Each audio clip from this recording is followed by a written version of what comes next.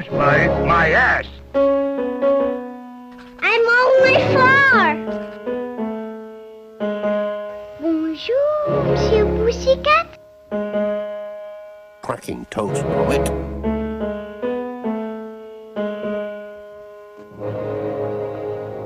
Start spreading the news. Hello everyone and welcome to the short podcast about short films. I am your host and we are discussing the Academy Award for Best Animated Short. Today's episode is about the 74th year of the award at the 78th Academy Awards, which celebrates the films of 2005. Today's guests you last heard discussing The Man Who Planted Trees and the nominees of 1987. Please welcome back host of the Mecha and Monster Mondays podcast, Luke Gill. Hello, Luke. Hello, it's me. Gollum! Yes, it's me. I'm here to talk about my favorite short films. How are you going to keep that up for the whole podcast? I won't. Okay, but welcome back to the show. This is your third or fourth time, I believe. I believe it's my third. Oh, welcome back. Yeah, it's the magic number. I've reached the magic number of times I've been brought onto this podcast. But you know what's more of a magic number? 9, because it's 3 times 3. True. And nothing's better than putting two magic things together and making more magic. Exactly. Magic squared. Magic. But welcome. I'm excited to talk to you about these short films, especially since as it turned out, one of these short films is one of your favorite shorts of all time, which we'll get to that. But remind us, what is your familiarity with the Best Animated Short category? It is an interesting familiarity because I am someone who has, for most of my life, enjoyed animation and animated films of the like. And the short film category is kind of one of those things where it's like, I've had knowledge of it and somewhat knowledgeable, I guess, more so compared to like most people who've probably seen the Oscars. But there's still also a lot of stuff that I have not seen for myself. Like, I mean, in this instance, a lot of the shorts that were in this category, even though 2 of them I am very deeply familiar with, I did not know about the other 3. One of them I was actually very surprised I didn't know about because of some of the people that are in it. But yeah, I have a mixture of familiarity with it in some way, shape, or form. All right, that's good to hear. It's always nice to have people who enjoy short films. I usually try to say something, but it's just like, yeah. I like films when they're short. Never be long. If you do, you should go to hell. Even though I think you enjoy some like really long films sometimes. Listen. I'm trying to think like. Listen, West of the Tracks doesn't count. That one. Yes, it's 10 hours, but that doesn't count. Yes, it does. Okay. I part of me wants to just as a bit like for like maybe an April Fool's episode I talk about like a really long movie like West of the Tracks or something like that. Yeah. Wonder what the longest animated movie of all time is. Well, that's a kind of tricky thing because there's a lot of like anime series that like are like they're on Letterboxd and people pretend they're like movies but they're not, and so it's just like it's kind of hard to decipher like what's the longest one. For an April Fool's episode, you watch all of One Piece. God damn it! I would never. Oh my god! Like I haven't even seen that much anime to just thrust myself into One Piece. It's just like Jesus Christ. It would be the equivalent of being like, yeah, I swam in the kiddie pool and I threw you into the fucking like the Bermuda Triangle. But yeah, let's keep going. But before we discuss the nominees, we're very short film centric on this show. But there is also a Best Animated Feature category at the Academy Awards. So to be fair to them, Luke, I will list off the names of the nominees for Best Animated Feature this year, and I want you to tell me in just one word what you think of them, or simply say you haven't seen it if you haven't seen it. You ready? Yeah. First is the winner, Wallace and Gromit: The Curse of the Were-Rabbit. Foundational. Okay. Number 2 is Corpse Bride. Good. The third and final nominee is Howl's Moving Castle. I can't find a word better than foundational, so I'm just gonna say yes. foundational again. Yeah, foundational cubed. So yeah, that was fun. Now let's get to the shorts. Our first nominee and the year's winner is The Moon and the Sun, An Imagined Conversation, directed by John Canemaker. This is the first and only nomination for Canemaker, as well as for producer Peggy Stern. Canemaker's creative life began as an actor in New York City, working in the early 60s in advertising and off-Broadway work. He used this money, as well as money earned he briefly got from serving in the Army, to go to college and get a master's degree in film from NYU. During and beyond his college education, he rekindled a dormant fascination with animation, writing many papers and articles and books detailing animation history, as well as making 2 documentaries. But not only did he write about animation, he also animated, making several commercials, personal short films, animated segments for Sesame Street, animated segments of documentaries. The man has devoted his life to animation in many avenues. And this is his life up to this day even, though he mainly focuses on the academic side in recent years rather than animating himself. But one of his animated efforts is, of course, today's nominee. The film was a way for Canemaker to interrogate his relationship with his father, who had passed away 10 years prior, and try to understand why he was abusive.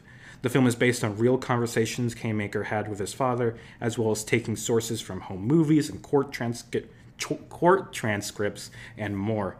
It talks about his father's arrest for arson, and Canemaker's personal shame of his father's life growing up in Italy, being part of the mafia, his various jobs and run-ins with the law in America, and much more, all told through various animation styles. One last note, Canemaker was given this Oscar by characters from Disney's Chicken Little, who preceded the category by talking about ducks not wearing pants and Chicken Little taking off his own pants before quickly fashioning himself a new pants from the Oscar envelope. When announcing the winner, Chicken Little has to look inside his pants. Real classy Academy. Luke, what did you think of The Moon and the Sun, An Imagined Conversation? God, knowing that's what's happened at the Oscars makes me want to kill myself.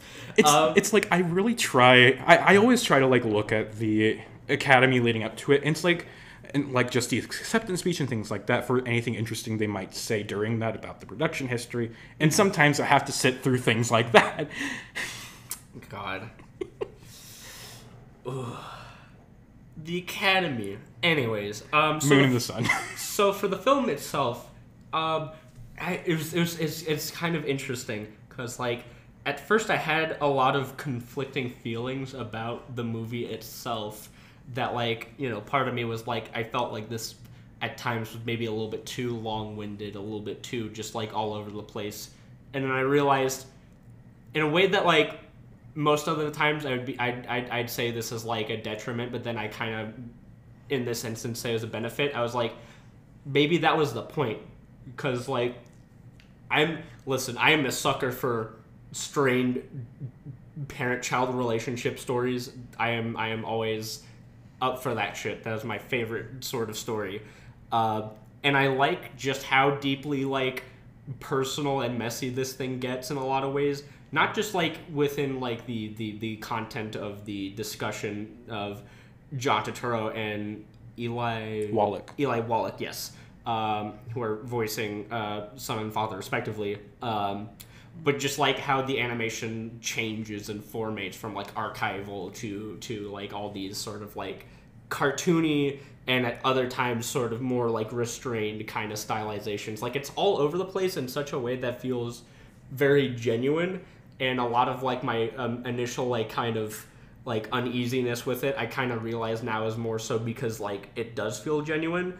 And for me it's like I'd say it's a very strong pick for like the winner, because it is one of those like, you know, people who are like animation is just like a not just like a kid's thing, but like very impersonal, kind of just like, you know, it's fantasy. It's always like big bouncy sort of things that are very disconnected from like real life, and to do something like this is kind of one of those like, yeah, that's something that I could see the Academy taking note of how like it's essentially like a personal essay almost, despite the fact that it is kind of a back and forth conversation between two people. Mm-hmm. Yeah, it's kind of interesting how this film is really just kind of an animated documentary on like his own life, because the winner last year was also an animated documentary, that film being Ryan, and about Ryan Larkin, and it's just like it's weird that just to have two of those win in a row. But anyway, it's like if this category was like best animation in a short film, it's just like I feel like this is a very easy one to pick out of this lineup, just because it does the most interesting stuff with its animation, in my opinion. Like, not to say that the other nominees aren't doing interesting things with the animation. Like, there's a few of these other ones that I feel like are extremely well animated, but I just think this one, with all its different styles it tackles, is like the most visually engaging, I guess. Yes, and it's like, and even though it's all just like traditional 2D animation, like I think, pretty sure it's all hand drawn, and it's just like, but it's still just very compelling to watch. But also, I do just also really enjoy the story that's being told here. I was very moved by Kingmaker's own, like, trying to process his relationship with his father and like listening to his life and trying to just marry that with the person he knew growing up, who he was afraid of and hated. And it's just like, it's a very powerful subject. And it's like, when I look on like Letterboxd or something to look at other people's thoughts in the film, a lot of them feel like disconnected from it just because it is so personal. It's so distinctly his story that it doesn't really offer you the chance to like get in there as well. But at the same time, it's just like, just through pure just empathy, I guess. It's just like, I was just so thoroughly moved, because he does just such a great job of telling his story, telling his father's story, and it's just really great. I really love this one. Yeah, I'd say like I agree with like that element where it's like some people might feel disconnected of it because of how personal it is, because like there's very much points where like, despite like the director's kind of like surrogate character being voiced by John Turturro, you can still feel like the author coming through in such ways where it's like, you know, like interjecting in like the moments where like the dad is talking in such a way where it's like, no, you know, like just vehemently being like, you are saying this, but like that's not what happened, sort of deal. And it feels really genuine, and again, and probably because, not just because of its like so personal that it can be sort of disconnecting, but it's also just like hard to come to like terms with, even as someone who is not that person. It's like, because, you know, then you start thinking about like your own instances in your life where you're just like, someone you knew tried to push a narrative that was just in no way true, and you tried to like find a way to come to terms with that. I think it's one of those like very few things of animation where it is like, it's deeply personal, and because of that, the way the animation is utilized kind of makes it like you delve into it even deeper than you would have if it was just like a simple documentary, because it is like living drawings from this author that are kind of, you know, it is like even the hand-drawn element of it kind of feels like just a deeply personal part of it too. Yeah, it's like, if this was just a film that was like, it just showed like, because this film is filled with like a lot of like pictures and home movies and like other stock media to like show like the different places and whatever, combined with the animation. It's like, if this was just a standard documentary without the animation, it would be worse. It would be a lot less interesting. And I also want to say that like, part of like how personal it is to K-Maker and how like much it reflects his experience, there was this one thing I read, I think it was an interview with him, that is like, I think a producer was saying that Eli Wallach's like voice for the father was just so like stereotypical. It's like, it seemed like off-putting to him, but it's like K-Maker essentially responded like when they were recording, it's like when he like instructed, or like when he told Eli Wallach how to talk or whatever, or it's like when he like went back, his microphone was kind of blocking his face. So it's just like, when he was recording, it felt to him like he was listening to his own father. Like, he was just doing that good of like an impression of him. Yeah, like it might seem stereotypical, but at the same time, you know, that was his father, so it's kind of hard to like separate those two things. Exactly. Yeah, this is just a really powerful film. Oh, and it's like, while I get why some people do kind of like not enjoy it as maybe as much as some of these other nominees, I do think this is just a very solid pick of winner. Like you said, this is just a very good choice to win among this lineup. Very much agree. Anything else you'd like to say about this film? Nothing in particular. I think since we kind of brought up like the voice, I was like, I think there is kind of like an interesting thing there also with like identity, because of like having to separate like stereotypes from like reality, but also like the times in which like, you know, the characters are kind of having to reconcile with like maybe they kind of are a stereotype in some ways that they just don't realize, but like coming to terms with what that even means in the first place, like for like families and that sort of deal. But I don't know. I find it interesting. Yeah. And there's also actually something to be said about how, like, so this is, the whole conceit of the film is kind of like, this is a conversation he never got to have with his father. And it's like, this is something he does in his own mind. And I think there's something interesting about, like, K-Maker himself is not narrating this. He does get actors to do the whole conversation. And it's like, that's just another way to, like, filter through the emotions. It's like he's doing it through these conduits as well. Because like even like the characters' names aren't really like the same as him, right? Because I think the last name in the story they made something different. I think it might just be like he has a different birth last name than his like professional last name. Though I should just look that up. Like, what is John K-Maker really called K-Maker, or is it something else? Yeah, because like like his real last name is Canizaro. It's just K-Maker is his professional name. Gotcha. I didn't know about that. Okay, it was like I was just thinking that was like another like layer of filtering to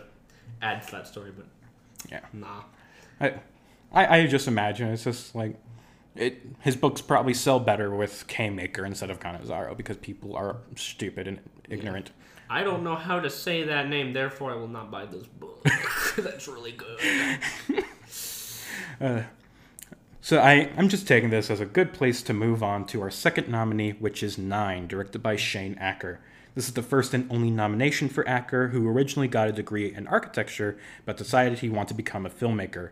He joined UCLA's animation workshop, and he worked towards a master's degree in animation. He made 3 films while there, and his third film, 9, ended up winning a Student Academy Award, as well as garnering this Oscar nomination, of course. Producer Jim Lemley saw the film and had a vision for it becoming a feature, and he helped Acker get in touch with Tim Burton, who also loved the film, and really set the ball rolling on the feature film adaptation, with it eventually being released on September 9th, 2009. Get it? It was released on 9! Outside of that work, Acker found work mainly as a CG animator for various visual effects companies, as well as a lecturer on the art of animation. He has also attempted at making another feature film, which would have been called Deep, but after years in development hell, it seems the project was never destined to be. Nowadays, Shane Acker seems to have settled into his role as an educator, doing a lot of work at Loyola Marymount University, and is currently the chair of the animation department at the school. And as he is a college professor, I like to take the liberty of looking up his Rate My Professor profile, which has 3 reviews, all of them 5 stars, with multiple people saying he is the best professor they've ever had. Everybody loves Shane Acker, but do we love his film? 9, the short film, was made over 4.5 years. He wanted to originally make it in stop motion because he imagined a tactile and gritty nature to the film that wasn't common in computer animation at the time. But stop motion itself has its own limits for Acker that he didn't find in computers, so in the end he felt that computer was the way to go. 9 follows a ragdoll-like creature with a large 9 painted on his back. He lives in a post-apocalyptic world, and we see him foraging with another, more beaten-up creature with a 5 on his back. But a monster comes, and 5 tells 9 to go hide, giving him a glowing device. As 9 hides, he sees the monster capture 5, and with a similar glowing device, kills 5, seemingly stealing his soul. Later, 9 encounters the monster again, who this time is wearing 5's skin on his back. 9 sets a trap for the monster and steals its glowing device and gets 5's skin back, placing it at a campfire with the skins of the other numbers 1 through 8. Finally, when 9 puts his and the monster's glowing devices together, it unleashes the souls of his fallen brethren. The film ends with 9 setting off again on his own journey. So, when I watched this film, I had a hard time understanding what was even going on. I had to watch it twice in order to really understand everything that was happening. And even then, it's just like, it's still a bit of a dense movie. But I do enjoy just the whole world we've set up here. I do enjoy like the way everything looks. I enjoy the main design of the characters. I think it's just an interesting, like, it reminds me of Little Big Planet in a little way, except these are like more fucked up. I was gonna say that was a direct comparison I was gonna make also, because Little Big Planet and like the feature length film were coming out around the same time. Oh, really? And those ragdolls were on the mind in 2009. Yeah, it's like a dark, fucked up version of Little Big Planet. Yeah. Oh, so edgy. But yeah. Meanwhile, it was made in 2005. But yeah, and it's just like and just for clarification, I didn't watch the feature length film in preparation for this. I think I might have seen it like around when it first came out, but I have not seen it in any capacity since then. But so I just watched the short film, and it's just I appreciate this film more than I actually like it, just because it's like I enjoy everything. I enjoy what I'm looking at. I enjoy like the action scenes, but at the same time, it's just like I don't see much of a point, and it's just like the just open-ended nature of the whole short film, how it feels like we're just in the middle of a separate story. I just don't feel that much emotional connection to anything that's going on. It's just like when the film ends with like Nine heading off on his own journey, it's just like, that's it. It's like I was expecting like we would follow him a bit more, but no, it just has to end after 10 minutes. So it's just, I guess that's all there was to it. Maybe I should have watched the feature film just so I could have gotten more of the story. Is it even the same universe? Do you know? Basically the same. It's basically the same. Yeah. What I mean is like, is the short film, either does the short film happen in the feature film, or is it canon to the feature film, or is it just kind of its own story? So yeah, like it's like what happens in the short film is ostensibly like a small section of the film itself. Okay. Except for for Five dying by the monster, a different character dies by the monster. Okay.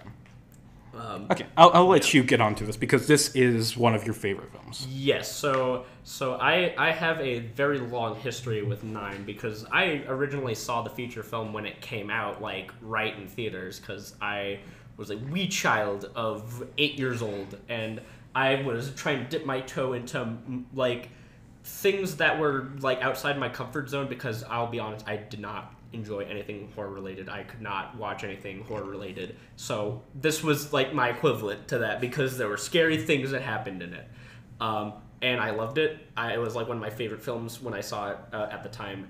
And I discovered the short film via the Blu-ray for the film, because at the time I don't even think the short film was really publicly available for the most part. So I watched it through the short film, and I watched it so many fucking times. I will have to admit that a lot of my love for this movie probably does stem from the fact that I watched it as a child, and it was one of those, like, you know, like, imagination spurring kind of inspirational drive things where, you know, it's something really cool that you find as a young child that, like, really gives you, like, the inspiration for, like, art and other stuff. But thing is, I watched it even now as a 23-year-old adult, and I still really, really love it, because for one, I'd say, like, it's so like something I noticed with the other films in this category is they're either way too long or they're just like a 5-minute thing that you're just like, okay, whatever. But for me, this was like the perfect middle ground length of time. And for me, I guess like a lot of the mystery around it isn't as much mystery to me, just because I've seen the feature film as like, okay, so I'm assuming this is probably what they were doing with this. Like, why is there the device? Why is there the big robot? Why is it post-apocalypse? It's like that kind of gives answers to it, though I will be honest, I don't really like the feature film that much, because it does expand on it, and what it expands on it with is fairly like whatever. But the thing that I love about this film is atmosphere. This thing is drenched in like a just dreary atmosphere, and it's kind of one of those things where, like, you know, there really isn't much of a point to it. Like, you could probably make some like really long reaches for like what it's trying to say thematically, but like most of that would be from the knowledge of what you know about the feature-length film, which is like this is about warfare and the humanity's descent into extermination through machinery or whatever. But like when you watch a short film, it's just like fucking ragdoll in a big weird dog skeleton monster. Skeleton jaguar monster thing. But I think even with that, I just really love like the atmosphere that it creates. Like it is just everything in a kind of just abstractness of like there is an apocalypse and these are the only things that like are in some semblance of not necessarily like the kind of living consciousness. But I just love the atmosphere of it because a lot of it is silhouetted in lighting and kind of these like really like the lighting. I think a lighting aspect is one of the things I distinctly remember about this quite a bit, because you have a lot of the other animated films or even CGI films that have lighting that by most standards is pretty flat, kind of just like you can see everything pretty visibly, and even when there is shadows you still can see what's in those shadows pretty visibly. And this is one of those times where it's like rich in shadows and like the lighting is like I think about like the segment where Nine is using like the kind of fake puppet to trick the monster that has like the flickering light. It's like one of those visuals that's like ingrained in my brain over the years because it's so like unsettling and memorable in a lot of ways. But I also love a lot of the sound design in this film because there's like these like atmospheric kind of like creaks and groans with the way that the big monster machine like moves, because it's like all composed of metal, but it sounds like it's super rusty and grating, and it sounds super menacing. I also really like the small amounts of musical cues in this, because like there's times where it has like this really soft kind of melancholy sound to it, especially near the end, which I'll touch on a bit briefly. But I also like that there's one bit during the chase sequence where it just kind of sounds like Nine Inch Nails, because it uses that one synth drum sound that I hear in like every single fucking like Nine Inch Nails song. I don't know what it's called, but like if you watch this short and you listen to that segment, you'll know what I mean. But I don't know. It's one of those things where it's like there's not really much of like it is just kind of a story about like a thing that happens and that sort of thing. But I still find like the atmosphere of it emotionally affecting, especially with the ending, because like in the feature film they kind of expand on that more, because like all those characters that come out you see as developed characters. But the thing I like about it though is that like it alludes to like a story bigger than the one that you see on screen, which is why I find that ending really interesting to me, because there's a device that can steal souls, and but why is the ragdoll like walking off into the sunset? Like what else is there to find out there? Yeah. In the original film, it's pretty cut and dry that like they've solved all the bad shit that has happened in the world, but like in the context of this story, it's like we don't really know what else there is left, and he's the only one left, so we'll see where that goes. And I don't know, I just find a really interesting melancholy atmosphere from this that you wouldn't get from like a lot of other like Oscar nominated shorts in that sense. Nowadays we kind of have a lot of short films that are sort of like this in some way, maybe kind of influenced by it, who knows, but like I don't know, I feel like it was really one of those like first of its kind in terms of like using CGI for something that was this kind of dreary atmospheric thing. And I think making the characters ragdolls was kind of purposeful, because they didn't have a good enough CGI animation to do like real people. And also because like it makes me, the way I see it is almost like I think of it kind of almost like if someone was trying to make like a really dark, dreary Toy Story, because they're basically toy sized. Yeah. Dark and fucked up version of Toy Story. What if Woody said fuck? But yeah, it's like I agree with a lot of the things you were like complimenting this film about. Like I enjoy the atmosphere, I enjoy the sound design. I do even like the ending with like with the ghosts and whatever, and the music underneath that and everything. I think it's all interesting, but at the same time, I feel like I feel I would have liked there to be more of an emphasis on like the emotional aspect of it. I feel like it's more focused on just like the world building and just setting up the stuff in there and like the action scenes and things like that. It doesn't really focus that much on like the emotional state of Nine. Like I would have enjoyed more like that focused on like his grief about losing Five, like who was I imagine the what's implied to be like the last of his brothers or whatever of the other creations. I'm not sure what to really call them.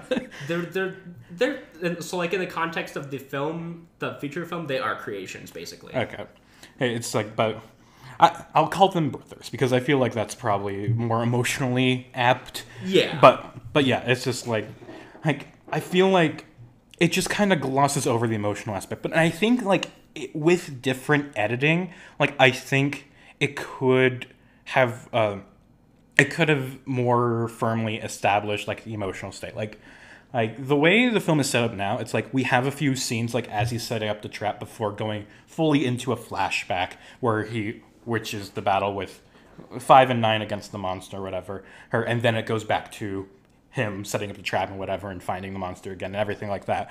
And it's like I think it might have been better if it was like if the flashback was instead like intercut, like and just like shows like snippets of it as he's like building the trap and everything, and we see him like losing that, and it's like showing how this event like recurrently occurs in his mind, and it's like it's something he's constantly thinking about how as he's like building the trap. And then it's like once we get to the end of the flashback or the intercutness of the flashback, that's when we see the monster again, and it's like, oh shit, it's time, it's back. And then I feel like I don't know, maybe it doesn't have to be something like that, but I feel like just in general I would have liked more establishment of like the character's emotions, which again I know is hard, especially considering that this is a film without dialogue. But it's like I think there was potential for it that I just think might have been a bit wasted. Yeah, I can kind of see what you mean, because like I think a lot of it is also like is sort of emotionally alienating in the way that it's presented, because like, you know, they aren't like the most expressive characters either, because like they're either like smiling, middle ground, or like actively frowning. I don't know, for me personally though, I do kind of like that sort of slight disconnect from it, just because like I guess like sort of more as like an atmospheric tool, it is kind of one of those things of like, you know, these ragdoll people even really experience things the same way that we do kind of thing? Because like I like the way that like the memory is like a literal like flickering kind of like home video-esque filter like in his brain almost, when it's like kind of zooming in on his eye. And like I don't know, I guess like it is kind of it is for lack of a better word and for making it a pun, it is kind of mechanical in a lot of ways. But I don't know, I think for me it kind of works just because it is sort of simple in the presentation of like the flashback, and then immediately followed by like the flashing light with the little device, because like we now know what that means. And then like once it comes back and you see the light flashing and he slowly kind of just looks at it, you're like, oh no, oh shit, it's like it's gonna be coming nearby. I will say, like, if I have to like really do criticize the film, I do think the actual action sequence, the chase sequence, is kind of a bit anticlimactic, because it feels like it starts with the big grabbing Nine, the fake Nine, chasing after him, and then immediately does like the I've caught you and then push you over. Like it doesn't really build that much up. Because it's like, you know, oh, we're chasing. All right, now we're gonna do the clever bit. Now it's dead. Yeah. Ending.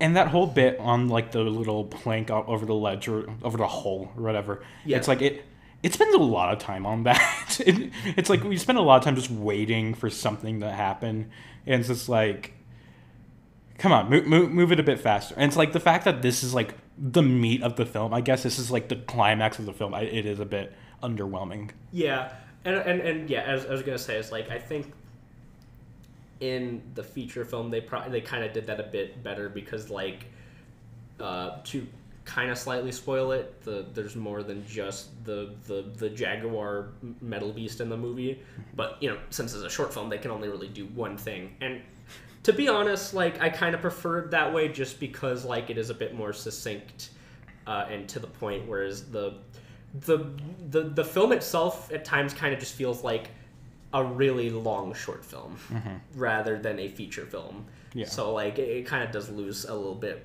because of that.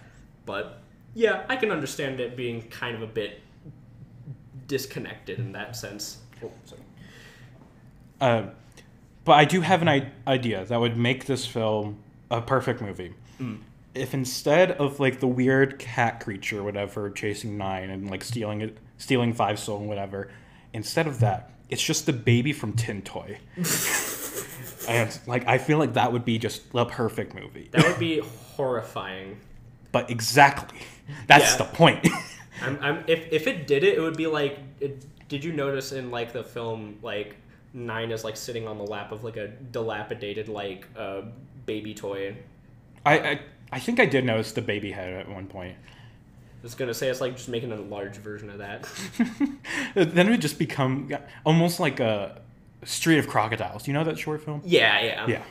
Fair enough. Oh my god, I'm so excited to like I love talking about best animated short, but I'm also so excited to like get out of this and talk more about like other things that aren't nominated for Oscars. Yeah, it's like talk about the Quay brothers Quay. That's gonna be such a fun episode whenever I get to them. Fair enough, but yeah, I don't know. Maybe it's just the fact that I've seen this short so many times. Like it is quite a number of times that I've watched this short film that I can kind of remember it beat for beat. That it doesn't even really feel like 10 minutes anymore. And you are blind to the truth about it. I'm kidding. I'm blind to a lot of things. It's dark where we're recording. Yeah, it just got really dark. Yeah, I can't even see you anymore. Where am I? What am I doing here? What? I can't hear you. It's too dark. But no, I still really love this short quite a bit, though. It's still very much one of my favorites. All right. And I think that's a good place to move on to our third nominee, which is Badgered, directed by Sharon Coleman. This is the first and only nomination for Coleman. There isn't much information I could find about her, but I believe this was another student film, which she made at the National Film and Television School in London. From there, she's been hired as a story artist for many companies, most notably DreamWorks and Warner Brothers Animation, but really she's been trying to make another short film, a film called Roman, about the American bison, which is still in production. But her YouTube page does feature some lovely footage of bison roaming around, which is nice to see. On Badgered, the film gets inspiration from Coleman's personal life when the British government stored nuclear weapons underground near where she grew up. And the film is about a badger living in a hole in the ground, being kept awake by two annoying crows. Suddenly, some nuclear missiles are buried underneath where the badger lives, and he accidentally sets off a missile. Luke, what did you think of Badgered? Sorry, I just dropped my phone, which had my script on it. I really liked it. I thought it was sweet. I can't help but think this is like a badger version of Beau is Afraid for some reason, though. Badger's afraid. Badger is afraid. Because Badger is afraid.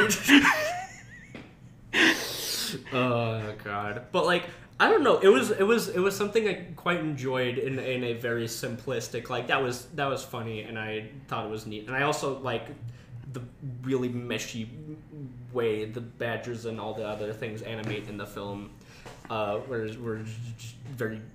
It is almost like a fucking bat of like pudding. Is very, very, very fun. Yeah. But I will say I really did not expect the nuclear warhead part of the story. It really was just like a left field moment, which is why specifically I say for some reason this reminds me of Beau is Afraid. Yeah, how it just like suddenly ramps up out of nowhere. Yeah. It's like someone who is just trying to have a normal day, having all this shit happen to them, and then it's like, oh, also nuclear warhead. Yeah, so like this is a very simple short film. It tells a very simple story in a short amount of time, and it's like, but I do kind of enjoy it. It takes a while. It's very slowly paced, like a Badger, like the Badger in the short itself. But it's like, I do like the eventual plot developments where it's like the Badger accidentally sets off the missile, and then a missile comes back and hits in the hill, but doesn't go off yet. But then it's like when the Badger is just in the hill, like something sets off the missile, and it's just like it kills the crows. It's like lets the Badger sleep, which is a very dark ending. Yeah. Like, which I guess is why they included a little scene at the end where it just shows the crows like with all their feathers off of them, which I think which kind of ruins the ending a little bit. I liked it more when it was kind of fucked up, where it just imagines like, oh, there's a nuclear wasteland around him now. Yeah.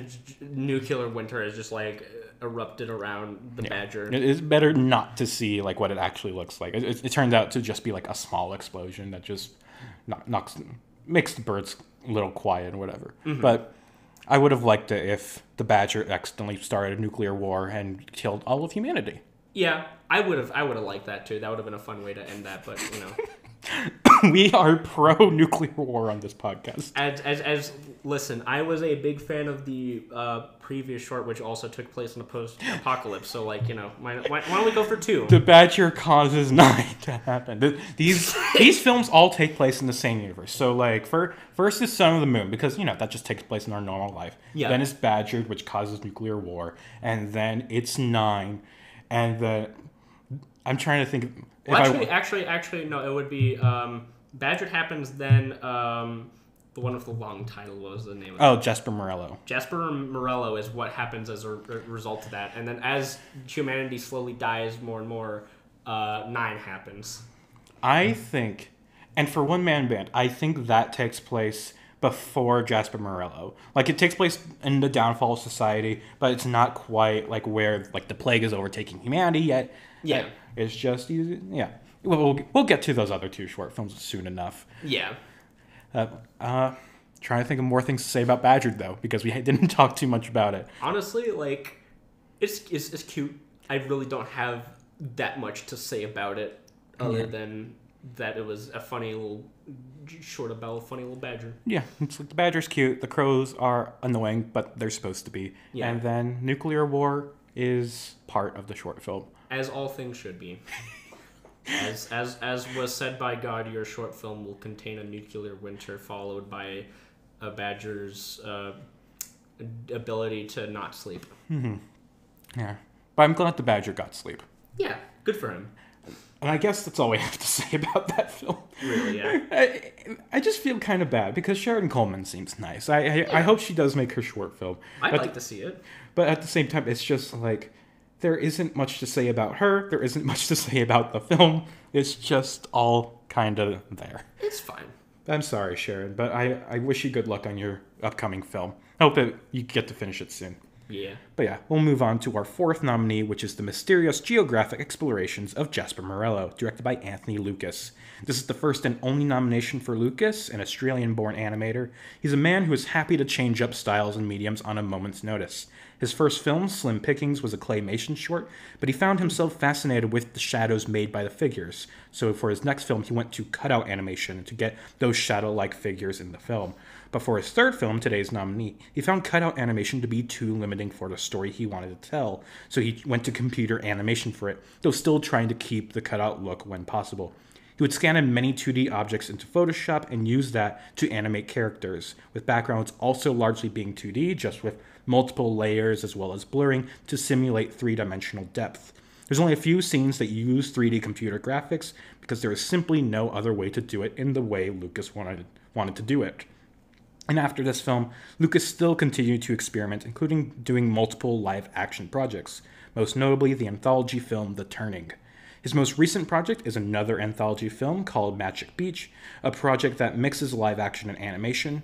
It was said to have been released in 2022, but I'm not totally sure if it actually is released. But let's just get back to the film at hand. The mysterious geographic explorations of Jasper Morello, what a mouthful of a title that is about Jasper Morello being enlisted as a navigator on a voyage to distribute weather beacons. He lives in a fantastical steampunk world and is haunted by grief on a past voyage where his error caused the death of a close friend. What troubles might happen on this journey, and might they encounter a cure to the plagues that ravages their society? So, first things first.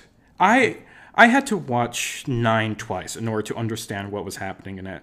I could not understand what was happening in this one. It's so densely plotted. It goes on for like 25 minutes, I think. And it's just like, I don't care what's happening in it.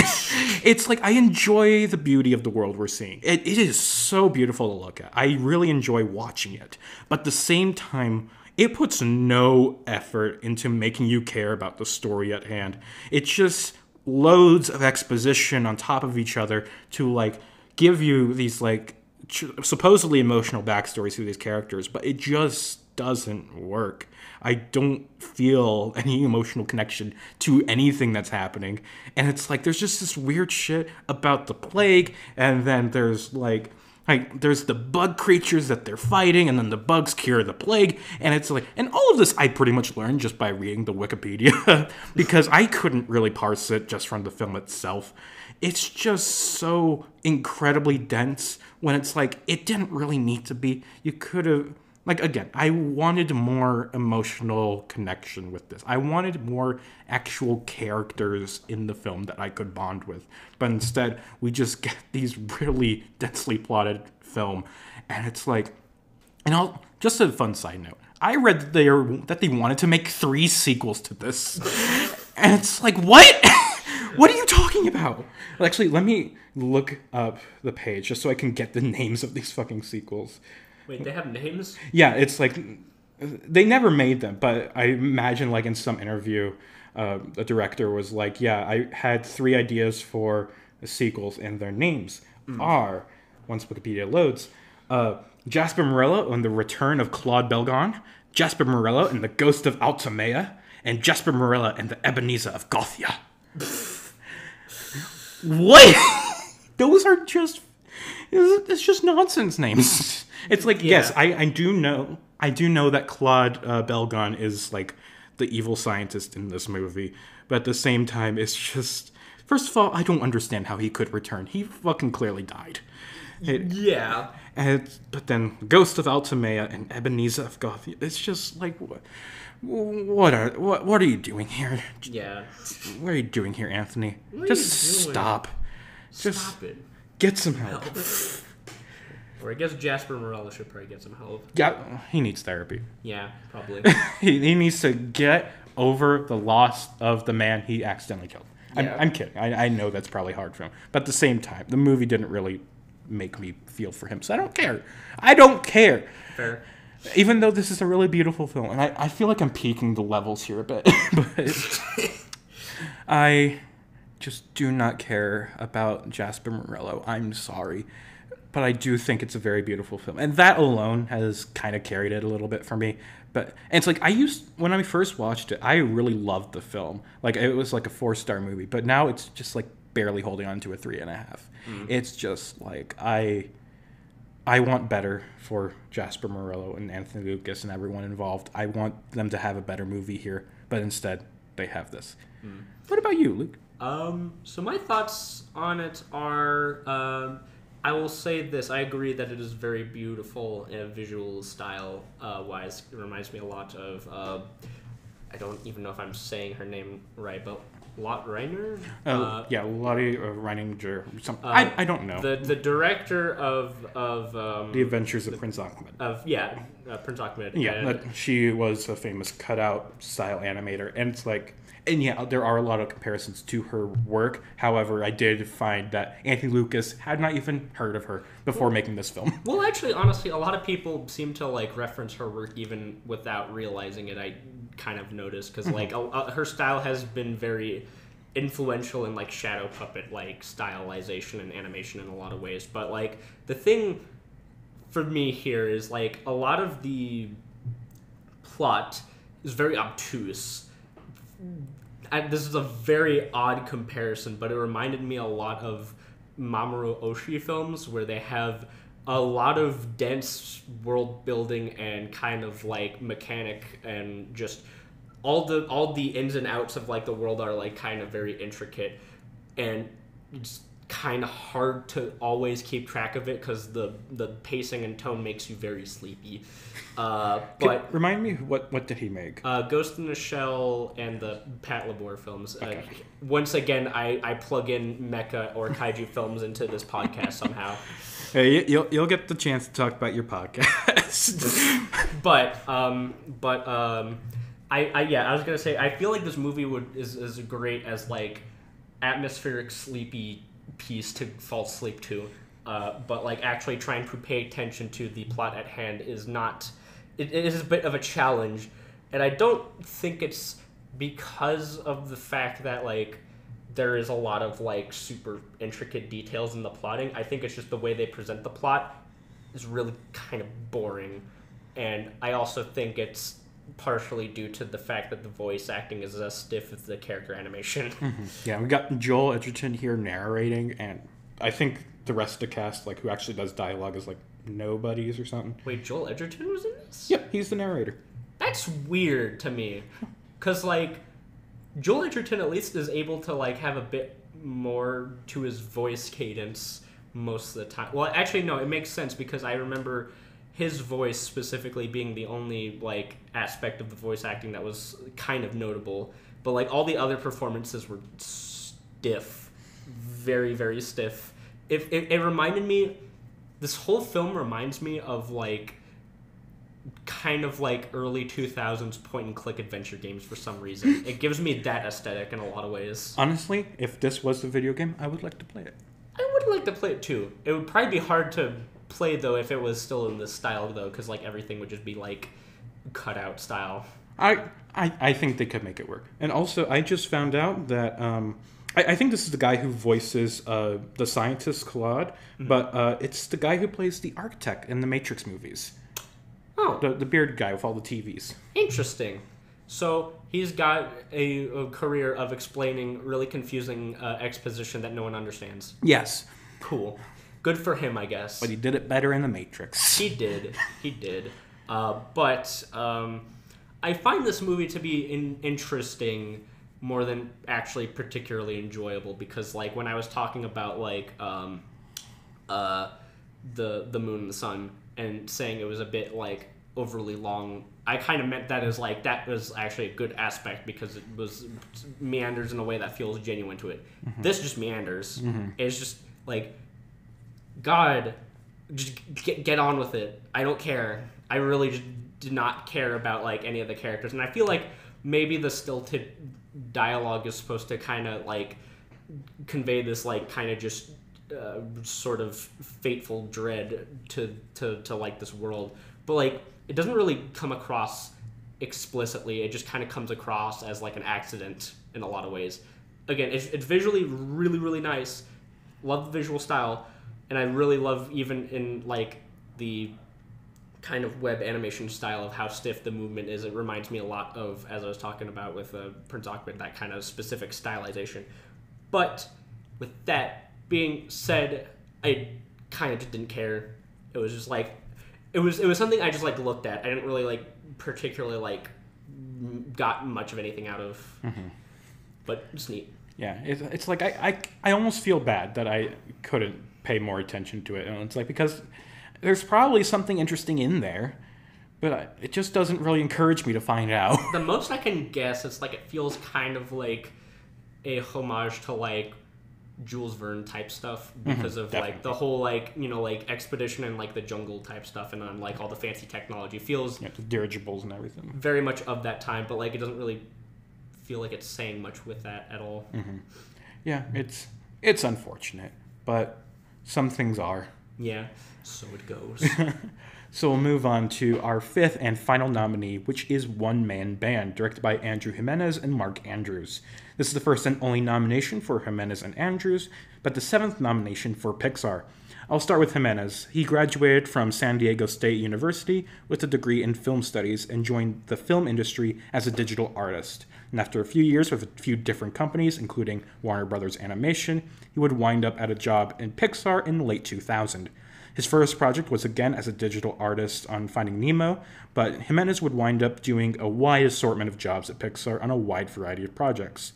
He was cinematographer for The Incredibles, storyboarder on Cars, music for multiple short films, but nowadays he has settled into a role where he designs the titles and end credits in the films, doing this work for Ratatouille, Cars 2, Brave, Monsters University, Coco, Incredibles 2, Onward, and Soul. One Man Band, his first and only directorial work, was his third project at Pixar. Mark Andrews has similar origins to Jimenez, but has soared to higher heights. While he went to Cal Arts, Andrews worked with Jimenez at Warner Brothers Animation. However, Andrews was in the story department. Both men worked on films like The Iron Giant and Osmosis Jones. However, from what I can read, they were both laid off from Warner Brothers as they stopped putting resources into feature animation. So both of them went over to Pixar. Andrews worked on the stories for The Incredibles and Ratatouille, developing a good relationship with Brad Bird, and eventually found himself the director of Brave, which earned him an undeserved Oscar for Best Animated Feature. From there, Andrews found himself among the senior creative team at Pixar, high above the common rabble, while also creating a new feature film. However, in 2018, the film ceased production and Andrews left the company. Another person that Andrews was friends with, it seems, is Genndy Tartakovsky. Prior to Pixar, he did story work on both Samurai Jack and the first Star Wars The Clone Wars TV show, and after Pixar, he again did story work on Tartakovsky's Primal in 2022. And in that same year, Mark Andrews also directed a show for Netflix called Super Giant Robot Brothers, about two giant robots, who are brothers, defending the world from kaiju sent by aliens trying to destroy the world. Nowadays, Mark Andrews is working on a project called Hawkmaster at Fox with another former Pixar employee named Andrew Gordon. A lot of people named Andrew involved in this story, but let's drag ourselves back to One Man Band, which was screened in theaters before Cars. The film is about two one-man band musicians each trying to one-up each other in order to get a girl to give her one coin to them. Luke, what did you think of our final nominee? It stinks and I don't like it. Okay, strong start here. Want to elaborate?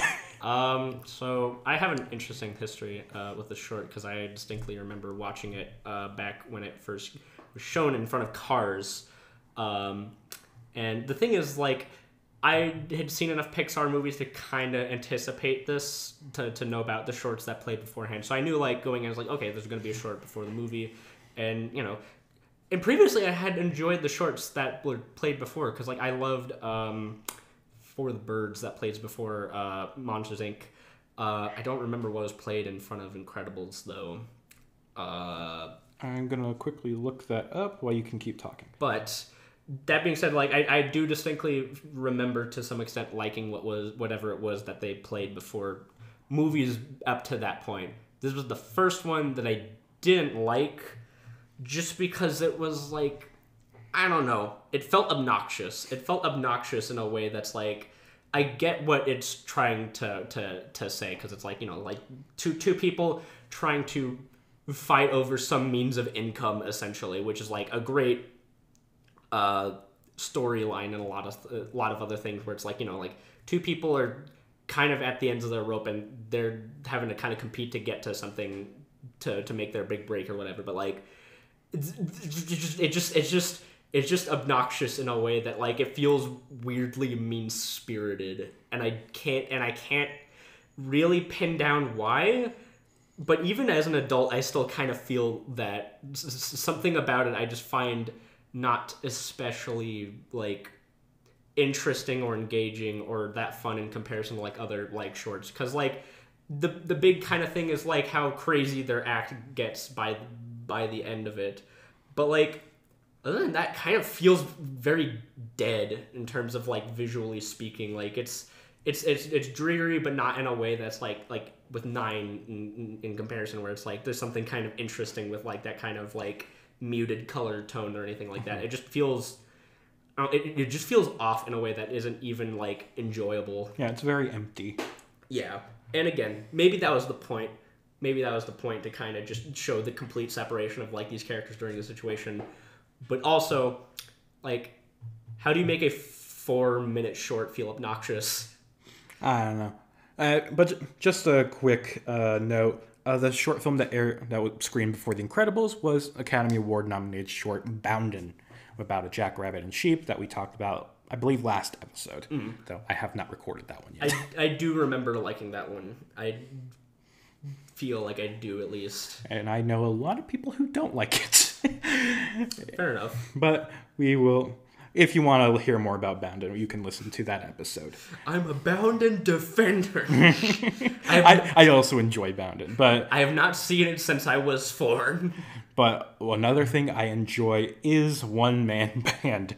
I think it's very fun and cute. Which is really all that the Pixar shorts ever aspire to. Really, they'll just try to be cute, short experiences, just to pave the way for the upcoming feature film. Just get you in the mood, I guess. And it's just like, I just really like. First of all, I think it's a film that's mainly about the music, and I think Michael. I think it's Giacchino. I think it's yeah. How do you even say that name? I think it's Giacchino. But yeah, he does really incredible work on this, pun intended, and it's just yeah, I do love the music that the one-man band play. I think it's funny. I like the little competition. I think it builds in a good way, and I like how they get their comeuppance. And it's just like, I do like that bit. I do kind of enjoyed that bit, actually. Like the whole ending part of it, where it's just like the two women band and they're competing scares the girl into dropping her coin. It rolls down the drain, and then she's like, "Give me your fucking violin!" Except she doesn't say anything. Yeah, and she takes it, plays a little bit, and immediately just gets a bag full of coins from nowhere. Yeah, which is so ridiculous. It's almost funny. Yeah. I was gonna say, like, I think the ending bit makes it at least somewhat enjoyable for me. Is like, the comeuppance is kind of funny as like a punchline. Mm-hmm. Because you really just feel bad for this poor girl. She lost her one fucking coin. Mm-hmm. Hey, these two guys are just trying to take it from her. And it's like, yes, they're all kind of poor and starving, but she has the one coin she wanted to make a wish with. But the musicians are like, "No, give me your money. I play music very well. Give me your liver." Charlie, they took my kidney, Charlie. I know there's so many reasons why that quote doesn't even make sense in terms of Charlie Unicorn, but still, but anyway, back to One Man Band. Yes, One Man Band is a fun short that I enjoy, and that's it. Yeah. Anything else you like to say about One Man Band? I think the only thing I can say is something I'm kind of interested in, because like I feel like a lot of Disney or Pixar stuff kind of has, like, you know, sometimes they're not explicit, but like they take place in like a certain country or sort of thing. Yeah. What do you think this place takes place in? I always felt it was kind of like Italian or maybe Eastern European or something like that. Gotcha. Or Central European. So that's 2 Italian short films in this category. I mean, kind of. It's like Jasper Morello is Australian origin, but I guess it is trying to take place in some Italian-inspired. Like, well, I was talking like very Da Vinci kind of. Oh, I was talking more about the sun and moon. Oh yeah. I forget. It half of it takes place in some, I think it's some city in Sicily or something. Yeah, I was gonna say is like, I kind of just want a version of One Man Band where John Turturro and Eli Wallach are narrating the film, being like, "What is this guy doing?" Honestly, you probably like the film The Critic. I do. I have seen that. Oh yeah, did I show that to you? You did. Okay. I enjoyed that quite a bit, and I just want a version of that where they're narrating over this short film, because I would enjoy it exponentially more. It's like Eli Wallach is the one who's mainly complaining, and John Turturro's trying to like explain it to him. It's John Turturro made the short. Yeah, John Turturro made the short, and Eli Wallach is the dad trying to understand it. Trying to explain it to his dad. I wish we got this. I wish we got that too. I would have enjoyed that much more. Mm-hmm. But then again, it is just kind of robbing them from The Critic. Yeah. But, you know, at least it would be taking inspiration from a good short film. And also, you robbed from a different critic when you were saying it stinks. Yeah, it's... Jay Sherman will sue you. No, I was referencing Spider-Man. Okay. Because I said it stinks and I don't like it. Okay. Listen, if I wanted to rob from any critic, I'd only rob from the best critic known to man, and that's the angry video game nerd. and say that it's a big dookie full of shit. Oh, what a shitload of fuck. What a shitload of fuck. They're playing musical instruments? What were they thinking? What were they thinking? Why she dropped the coin? What was she thinking? Ugh. Why'd they give her all that money? She's like 12, right? God. Oh my god. That's a good place to stop talking about One Man Band. Yeah. Just get to the fucking end of this episode. Yeah. But yeah, and now that we've gone through and talked about all 5 nominees, let's rank them all. Luke, start us off with your number 5. And I'm really curious where we're going to end up on the rankings. Well, my number 5, probably obvious from what you just heard, is One Man Band. Can't reiterate it enough. Despite enjoying kind of the punchline at the end, it stinks, and I don't like it. My number 5 is Badgered, which I enjoyed, but at the same time, it was pretty boring for the most part, and the good ending was kind of kneecapped. So, number 4. Number 4 for me, I'd say would have to be Badgered, because I think it's just fun and a cute little thing, and it doesn't last too long, but is not especially notable. Even if the film I'll be talking about next, I would say I did not enjoy as much. It's technically a bit better. All right. My number 4 is 9, which, like I said, I enjoy the film for a lot of its technical aspects, but at the same time, I just had zero emotional connection to it. As just like I wish there was more of that in there. Number 3. Number 3 for me is Jasper Morello. The Mysterious Geographic Explorations of Jasper Morello. Got it right. The invention of Hugo Cabret. What? Explain. But this one is technically a very well-made short, but it is so long. It's so long, and the voice acting is kind of stiff, and I don't particularly care. But like, its technical merits are still worth, addressing. Mm-hmm. Yeah. Number 3, same as you, is The Mysterious Geographic Explorations of Jasper Morello. And I feel very similarly about this that I do 9. It's like I enjoy a lot of the technical aspects, but I can't get myself to be invested in the story. But at the same time, I think when thinking about I think there is more potential for me to enjoy Jasper Morello more than there is for me to enjoy 9 more. Like, I think if I were to, be forced to watch both of them, 5 times, I think at the end of them, I would enjoy Jasper Morello more than I would enjoy 9, even though it is, twice as long and very boring. We're on number 2. Number 2. All right. My number 2 is the Moon and the Sun. An imagined conversation. An imagined conversation. Thank you. Get it right. Whips you. No harder day. Now you make me not want to. Good. Okay, now I want to. What's another joke I could make? Anyway, explain. While I do feel like at times it can feel a bit long-winded and a bit kind of unfocused, I think it is also kind of really great as a result of that too, because it feels like such a personal kind of project. And I really do quite enjoy the vocal performances of John Turturro and Eli Wallach, because I feel like they really do capture something as close to a father-son dynamic as you can with just 2 distant voices. But I really do like it. I enjoyed it quite a bit. And my number 2 is One Man Band, which is really the first of these shorts that I can just say I enjoy it without really any qualifications to that. It's just a good, fun short film. And it's I know you vehemently disagree, but at the same time, I don't care what you think. I like this film. It is good.